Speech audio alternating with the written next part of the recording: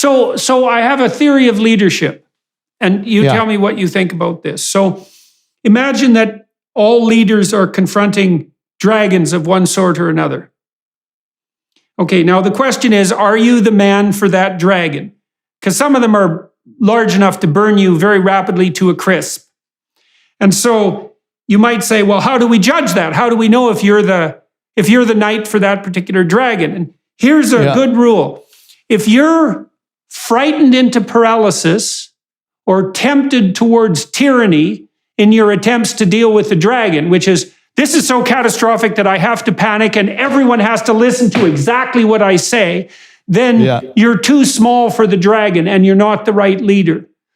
And so I was thinking about this in relationship to the climate crisis. It's like if carbon dioxide transforms you into a paralyzed tyrant, you're not the right man for the environmental job. And then you might say, well, who would the right man be? And that might be someone who can approach that particular dragon with a certain degree of play. And what would that be? So give me what is the play? How do we play with the environment? Well, I would say we at least agree not to put in rules by compulsion. Yes. Right? So here's a rule. No rules instituted by compulsion, because it's bad play. It's like, you have to do this. It's like, that's because that's a bad policy. If you can't get me to go along with it willingly, then you're a tyrant. And you think the crisis is so important that you get to be a tyrant, but that just shows that you're not a very good leader.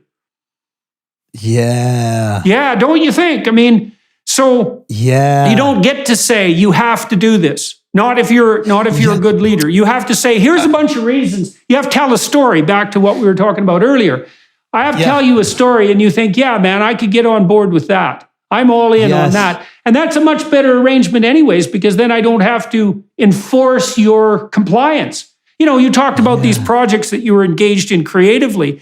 If you want them to work, everybody's got to be on board, right? If you're going around hitting people to make them listen to you, then you're almost inevitably dooming the project to failure.